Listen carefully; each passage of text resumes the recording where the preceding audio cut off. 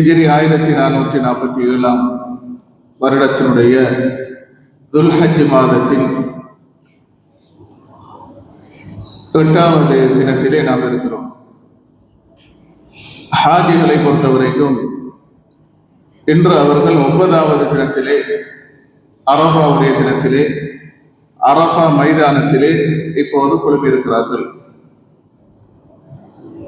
இந்த நாள் ஹாஜிகளை பொறுத்தவரைக்கும் நபி ஸல்லல்லாஹு அலைஹி வஸல்லம் அவர்கள் இந்த நாளை பற்றி சொல்லும் போது என்ன சொன்னார்கள் என்றால், அஃவலு அய்யாமி துன்யா யௌமு அரஃபா, உலக நாட்களில் சூரியன் தோன்றி மறைகிற, இந்த உலகில் தோன்றி மறைகிற நாட்களில் மிக முக்கியமான, மிகச் சிறந்த நாள் அரஃபாவுடைய நாளாகும் என்று சொன்னார். உண்மையிலே அப்படியான ஒரு நாளிலே தான் இன்று நாம் இருக்கிறோம். இன்று ஹாஜிகள் கிட்டத்தட்ட 30 லட்சம் பேர் ஒரே இடத்துல அல்லாஹ்வுக்காக ஒன்று சேர்ந்திருக்கிறார். அல்லாஹ்வின் அழைப்பை ஏற்று வந்திருக்கிறார்கள். அந்த அழைப்பின் முதல் அழைப்பாளர், அந்த அழைப்பை இந்த பிரபஞ்சத்தில் முதல் விடுத்தவர்கள் இப்ராஹிம் அலைஹிஸ்ஸலாம். அல்லாஹ் தஆலா திருமறை அல்-குர்ஆன்ல சொல்றான், வஅذின் ஃபின் நாஸி பில் ஹஜ் யஅதூக ரிஜாலன் வஅலா குல்லி ضامرின் யஅதீன மின் குல்லி ஃபஜ்ஜின் அமீக். குர்ஆன்ல சூரா ஹஜ் என்ற ஒரு அத்தியாயம் இருக்கிறது. அதுலதான் ஹஜ் பற்றியும் அந்த ஹஜ்ஜுடைய கிரியைகள் பற்றியும், தொடரான வசனங்கள்ல மக்கா பற்றியும் குர்பானி பற்றியும் நிறைய வசனங்கள் அதுல இடம்பெறும். அப்ப அதுல அல்லாஹ் தஆலா சொல்கிறான், இப்ராஹிம் அலைஹிஸ்ஸலாம் அவர்கள் மக்களுக்கு மத்தியிலே அத்தின் ஃபின் நாஸி பில் ஹஜ், அல்லாஹ் கட்டளையிட்டான், மக்களுக்கு ஹஜ்ஜுக்கு வருமாறு அழைப்பு விடுங்கள். அவர்கள் உங்கள் அழைப்பை ஏற்று ஒட்டகைகளிலும், மெலிந்த ஒட்டகைகளிலும், எல்லா திசைகளில் இருந்தும், தூர இடங்களில் இருந்தும் உங்கள் அழைப்பை ஏற்று ஹஜ்ஜிக்காக வருவார்கள். அப்ப இந்த இடத்துல உலமாக்கள் சொல்ற அந்த அழைப்பை எத்தனை பேர் கேட்டிருப்பார்கள்? அன்று மைக் இல்லையே, ஒரு குறிப்பிட்ட தூரத்துக்கு தான் அந்த அழைப்பு கேட்டிருக்கும். அந்த இடத்துலதான் இப்ராஹிம் அலைஹிஸ்ஸலாம் அவர்கள், நீங்கள் உங்கள் பொறுப்பு இந்த அழைப்பை விடுப்பது. அஸ்ஸின் என்றால் என்ன? அதான் சொல்வது என்கிற அர்த்தம் தான். அதான் என்றால் அழைப்பு தான். அந்த அழைப்பை நீங்க சொல்லுங்க. அந்த அழைப்பை காதுகளுக்கு கொண்டு போய் சேர்ப்பது நாம். அப்ப அந்த அழைப்பு கேட்டிருக்க வேண்டும். எனவேதான் தூர இடங்கள்ல இருந்து, தூர பிரயாணம் செய்ததால் தான் அந்த ஒட்டகம் மெலிந்து விட்டது. வஅலா குல்லி ضامر, மெலிந்த ஒட்டகைகள் என்று அல்லாஹ் தஆலா திருமறை அல்-குர்ஆன்ல சொல்றானே. அப்ப தூர இடத்திலிருந்து வந்தார்கள் என்று. அப்படி என்றால் எப்படி அவர்களுக்கு கேட்டது அந்த அழைப்பு? அது அற்புதமான ஒரு அழைப்பு தான்.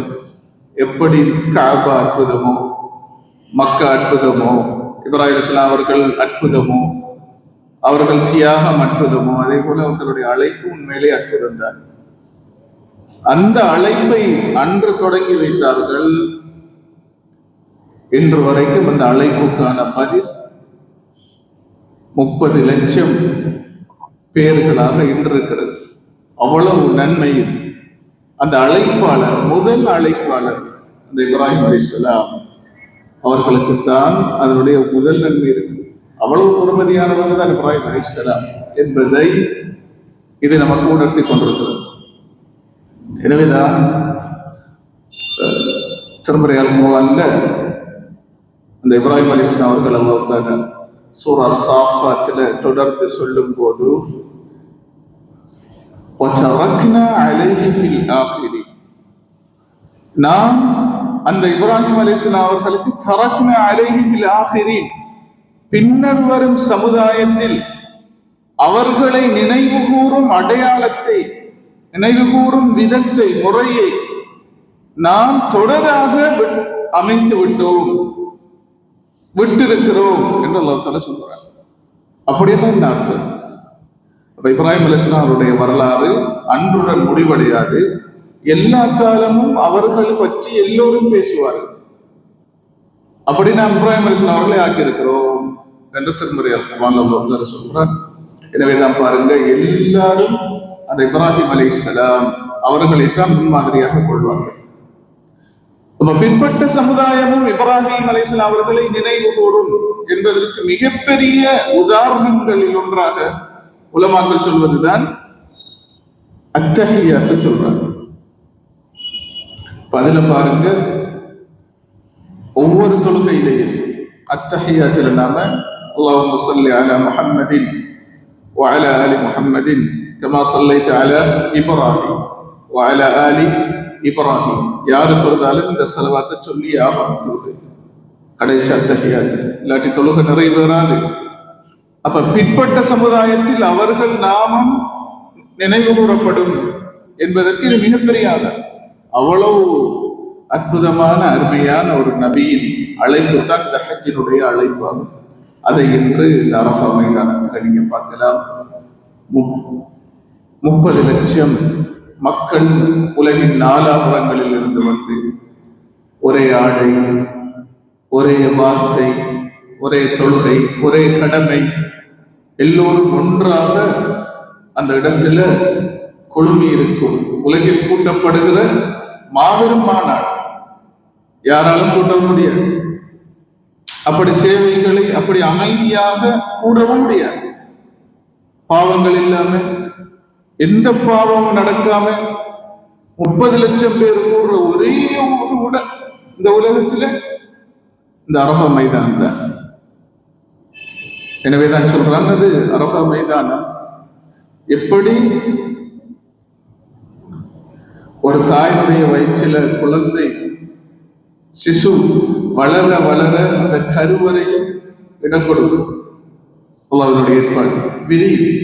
அதே போல அரஃபா மைதானம் அது பார்ப்பதற்கு சின்னதாக இருந்தாலும் எத்தனை லட்சங்கள் போனாலும் அதுவும் விரிவடையும். இடமில்லை, தங்க வசதி இல்லை, நெரிசலாக இருக்கிறது என்று வராது. அதற்கேற்ற போல அல்லாஹ் தஆலா அந்த சவுதி அரேபியாவுக்கு அப்படியான ஒரு தலைமைத்துவத்தையும் வசதியையும் வாய்ப்பையும் கொடுத்திருக்கிறார். ஒப்பற்ற சேவை ஹாஜிகளுக்கு, இணையற்ற சேவை. அதுக்காகவும் நாம அவங்களுக்கு துவா செய்ய வேண்டும். இந்த இது தொடர வேண்டும். ஹாஜிகளுக்கான இந்த சேவை தொடர்வதற்கு அல்லாஹ் தஆலா அவங்களுக்கும் சகல வசதிகளையும் ஏற்படுத்தி கொடுக்க வேண்டும் என்று நாம பிரார்த்தனை செய்ய வேண்டும், துவா கேட்க வேண்டும்.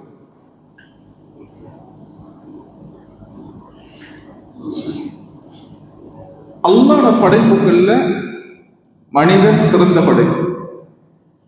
திருமறை அல் குர்ஆன்ல அல்லாஹ் தஆலா சொல்லும்போது, மனிதர்களை பற்றி சொல்லும் போது, وَفَضَّلْنَاهُمْ عَلَى كَثِيرٍ مِّمَّنْ خَلَقْنَا تَفْضِيلًا, நாம் படைத்த ஏராளமான படைப்புகளில் மனித இனத்தை நாம் உயர்த்திருக்கிறோம். وَلَقَدْ كَرَّمْنَا بَنِي آدَمَ, மனித இனத்தை நாம் கண்ணியப்படுத்தியிருக்கிறோம். இது கண்ணியமான இனம். அல்லாஹ் தஆலா வானில மனிதர்களை படைக்கிறதுக்கு முதலாக நான் படைக்க போகிறேன் என்று யார் முன்னால் சொன்னான்? வானவர்களுக்கு எடுத்து சொன்னான். சூரா அல் பக்ரா அல்லாஹ் தஆலா சொல்லும் போது, திருமறை அல் குர்ஆன்ல சூரா பக்ராவுல وَإِذْ قُلْنَا لِلْمَلَائِكَةِ وَإِذْ قَالَ رَبُّكَ لِلْمَلَائِكَةِ إِنِّي جَاعِلٌ فِي الْأَرْضِ خَلِيفَةً, நாம் இந்த பூமியில் தொடர்ந்து, ஹலீஃபா என்றால் பல அர்த்தங்கள் இருக்கிறது, தொடர்ந்து அழியாது தொடர்ந்து பெருகி பெருகி ஒன்றன் பின் ஒன்றாக வளர்ந்து வரும், அல்லாஹ்வை வணங்கும், அல்லாஹ்வை ஒருமைப்படுத்தும் ஒரு இனத்தை நான் பூமியில உருவாக்க போகிறேன் என்று சொன்ன உடனே வானவர்கள் அதற்கு அவங்களோட கருத்தை சொன்னாங்க. அதை திருமறை அல் குர்ஆன் பதிவு செய்யும். என்ன சொன்னாங்க? அவர்களை படைக்க போகிறாயா? அவர்கள் இரத்தம் ஓட்டுவார், அப்படி என்ன கொலைகளை அதிகம் செய்வார். சொன்னது சரிதான். மனிதன் இந்த பூமியில இரத்தம் ஓட்டக்கூடியவனாக இருக்கிறான். அது எப்படி மாணவர்களுக்கு தெரியும்? மனித இனம் படைக்கப்படுவதற்கு முன்னால் எப்படி வானவர்களுக்கு தெரியும்? அவர்கள் கொலைகளை செய்வார்கள், இரக்கமூட்டுவார்கள். அல்லாஹு அஅலம். எப்படி தெரியும்? சொல்ல முடியாது. உலமாக்கள் பலவிதமான கருத்துக்களை சொல்லி இருக்கிறார்கள். தஃசீருடைய உலமாக்கள் ஜின்களை பார்த்து சொல்லியிருக்கலாம். ஆனா ஜின்கள் இரத்தம் ஓட்டுவர்களா? அடுத்த கேள்வி வரும். ஜின்களுக்கு இரத்தம் இருக்கிறதா ஓட்டுவதற்கு? அது எப்படி என்கிற ஒரு கேள்வி அங்கே எழுகிறது. இன்னும் சில உலமாக்கள் சொல்லியிருக்கிறார்கள், மனிதனை போன்ற ஒரு இனம் மனிதனுக்கு முன்னால் படைக்கப்பட்டிருக்கலாம். அல்லாஹ் அவர்களை பார்த்து சொல்லியிருக்கலாம். இது பனு ஆதம் தானே, நாமெல்லாம் பனு ஆதம். ஆதம் என்கிற முதல் மனிதரின் சந்ததியினர். ஆதமுக்கு முன்னால் ஒரு சந்ததி இருந்திருக்கலாம். அல்லாஹ் இப்படியும் சிலர்கள் சொல்கிறார்கள். அது அல்லாஹ்வை அறிந்தது. எதற்கு பதிலாக சொல்கிறார்கள்? இந்த இரத்தம் மூட்டுவார்கள் என்று வானவர்கள் ஏன் சொன்னார்கள்? எப்படி தெரியும்? இப்படி மனிதன் இப்படி செய்வான் என்று வானவர்கள் கணித்தார்கள், சொன்னார்கள். அது உண்மைதான். மனிதன் கடுமையான இரத்தத்தை இந்த பூமியில ஓட்டிதான் இருக்கிறான். இது ஒரு விஷயம். அதே போல குழப்பங்களை ஏற்படுத்துவார்கள். இரண்டாவது சொன்னாங்க வானவர்கள். மூன்றாவது சொல்றாங்க, நான் தான் வானவர்கள் இருக்கிறோமே, உன்னை துதிக்க, இறைவா உன்னை தூய்மைப்படுத்த நாம் இருக்கிறோமே. என்னத்துக்கு இன்னொரு படை? இபாதத்துக்கு என்றால் நாங்க இருக்கிறோம். இரவு பகலாக எமது வேலை உன்னை தூய்மைப்படுத்துவது, வணங்குவதுதான். அல்லாஹ் தஆலாவுக்கு பதில் சொன்ன, நீங்கள் அறியாதவற்றை நான் அறிவேன். قال إني أعلم ما لا تعلمون. வானவர்களே, உங்களுக்கு கொஞ்சம் தான் தெரியும், நடக்கவிருப்பது என்ன என்பதை உங்களால் அறிய முடியாது. அந்த அல்லாஹ் தஆலா சொன்னானே, இன்னி அஅலமு மா லா தஅலமூன், நீங்கள் அறியாதவற்றை நான் அறிவேன். அந்த வானவர்கள் அறியாததில் ஒன்றுதான் அரபா மைதானத்தில் இன்றைக்கு நடந்தது. இன்று அல்லாஹ்வின் அடியார்கள் ஒரே இடத்துல அல்லாஹ்வை துதி செய்ய, ஒரே வார்த்தை, ஒரே ஆடை, ஒரே இபாதத்தை, ஒரே இறைவனுக்காக குழுமிருக்கிறார்களே. அது அல்லாஹ் என்று சொன்னானே, வானவர்களே நான் அவர்களை படைப்பேன், அவர்கள் எப்படி இருப்பார்கள் உங்களுக்கு தெரியாது, எனக்கு தெரியும். அப்படி பல விஷயங்கள், அதில் ஒன்றுதான் அரஃபா மைதானம் என்று நடந்தது. அல்லாஹ்வுக்கு முன்னால் இந்த மனிதர்கள், மோமீன்கள் எப்படி பலவீனத்தை, அடியார்கள், இறை அடியார்கள் என்பதை இன்று வெளிப்படுத்திக் கொண்டிருக்கிறார்கள் என்பதை பார்க்கலாம். எனவேதான் நபி ஸல்லல்லாஹு அலைஹி வஸல்லம் அவங்க சொன்னாங்க, அரஃபா அன்று அல்லாஹ் எப்போதுமே எக்காலமுமே நரக விடுதலை அளிக்காத அளவுக்கு அரஃபா தினத்திலே அடியார்களுக்கு நரக விடுதலை வழங்கியிருக்கிறார். அரஃபா அன்று அது யாருக்கு? அரஃபா மைதானத்தில் இருப்பவர்கள். நம்மளுக்குமா? அது அல்லாஹ் அஅலம். அந்த ஹதீஸில் அரஃபாவில் குழுமியிருப்பவர்கள் என்பது போன்றுதான் விளங்குகின்றது. அல்லாஹ்வின் அருள் விசாலமானது. அன்றைய தினம் யா அல்லாஹ் என்னையும் அவர்களுடன் இன்று யாரையெல்லாம் நீ நரக விடுதலை செய்வாயோ அவர்களில் என்னையும் சேர்த்துக்கொள் என்று துஆ கேட்கலாம். அல்லாஹ் அருளால், அவன் ரஹ்மத் விசாலமானது. அது வேற விஷயம். அந்த ஹதீஸில பார்க்கும்போது அல்லாஹ் அவர்களை நெருங்குவான். அல்லாஹ் இன்று அரஃபா மைதானத்தில் உள்ளவர்களுடன் விசேஷமாக நெருங்குகின்றான்.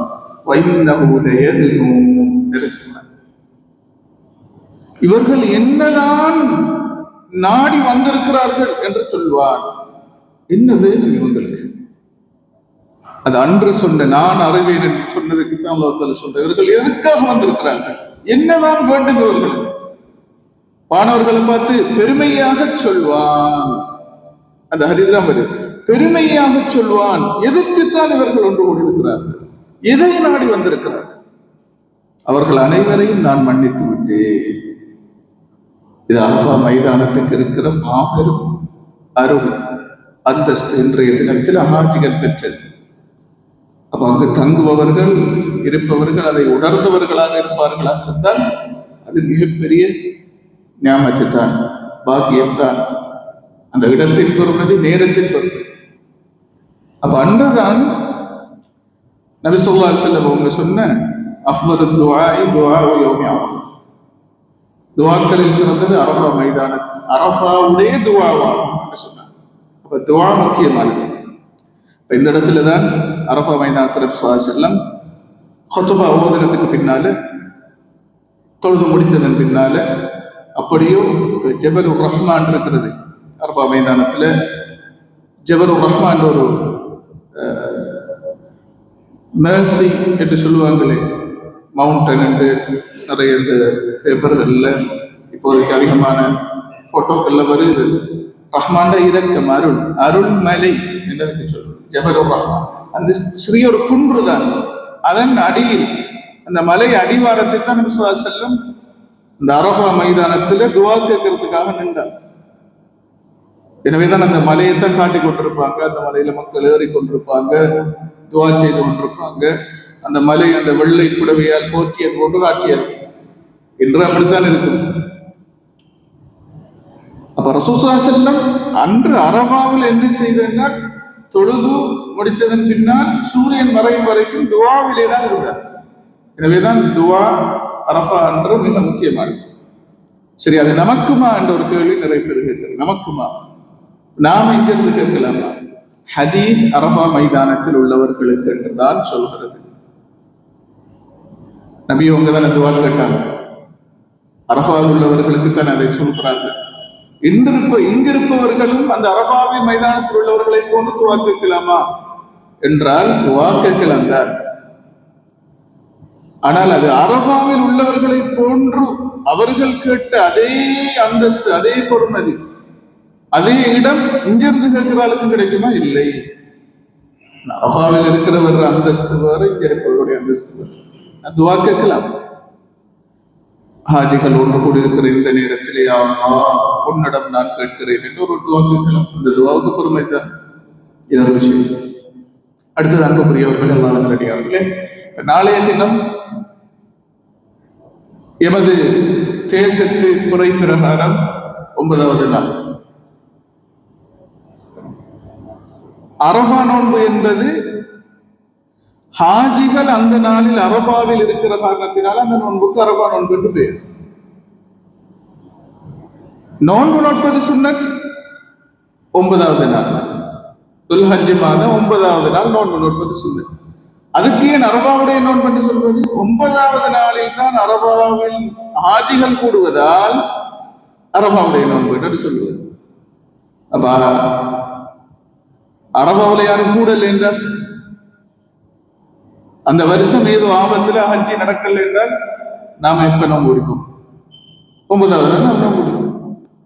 அப்ப நோக்கம் ஹாஜிகள் அங்க சேருவது, ஹாஜிகள் சேரும் நாள் என்பதல்ல, 9வது நாள் தான். எனவே 9வது நாள் நோன்பு நோற்றால் சரி. அந்த என்ன நன்மை? முன் சென்று வருகிற இந்த வருடம் முடிஞ்சு அடுத்த வருடம், இந்த 2 வருடங்களில் நடைபெறுகிற நிகழ்வுகள், அதாவது சிறிய பாவங்களுக்கு அந்த நோன்பு பரிகாரமாக அமையும் என்று சொல்லியிருக்கிறார்கள். அப்ப சிலர் கேட்கிற, அரஃபாவில் இருக்கிற நாள்லையும் நோன்பு பிடிச்சா என்ன? விளங்குது தானே, அங்க இருக்கிறப்ப விளங்குது, விளங்காட்டி பிரச்சனை இல்லை. இப்ப விளங்குது, பிடிக்கலாம். அது என்ன வகையில பிடிக்கலாம்? இந்த 10 நாளில் நல்ல அமல்கள் செய்வது அல்லாஹ்வுக்கு விருப்பம் தான். இந்த துல்ஹஜ் மாதத்துடைய 10 நாளும் நல்ல அமல்கள் செய்வது அல்லாஹ்வுக்கு மிக விருப்பமாகும். அப்ப அந்த நல்ல அமல்களில் நோன்பும் பிரதானமானது. எனவே இந்த 10 நாளைக்குள்ள எல்லா நாளும் நம்ம முடிக்கலாம். சிலர்கள் ரொம்ப குழம்புறாங்க, அங்க அரபாவில் அங்க இருக்காங்களே இப்படி பார்த்துட்டு இருக்கிற மாதிரி. அவங்களுக்கு அந்த ஃபிக்ஹ் சட்டம், ஃபிக்ஹை எப்படி பார்க்கிறேங்கிறதுல அவங்களுக்கு அந்த அளவுக்கு ஆழமாக இருக்காது தானே, குழம்புறாங்க. அப்படியான குழப்பம் இருந்தால் 2 நாளும் முடிங்க, ஹாஜிகள் இருக்கிற நாளும் முடிங்க, அடுத்த நாளும் முடிங்க. இந்த 10 நாளையும் நோன்பு முடிக்கலாம் தானே, சுன்னத்து தானே. எனவே குழம்பிக் கொள்ள தேவையில்லை. நாளை நோன்பு நோட்பவர்களுக்கு அரஃபாவுடைய நோன்புக்கு எந்த நன்மையோ அந்த நன்மை கிடைக்கும் என்பதில் எந்த விதமான சந்தேகம் கிடையாது என்பதை இந்த இடத்திலே நினைவூட்டிக் கொண்டு எல்லாம் வல்ல அல்லாஹ் சுப்ஹானஹு வ தஆலா நம் அனைவரையும் இப்படியான அருள் பொருந்திய தினங்களிலே பொருந்திக் கொள்ள வேண்டும்.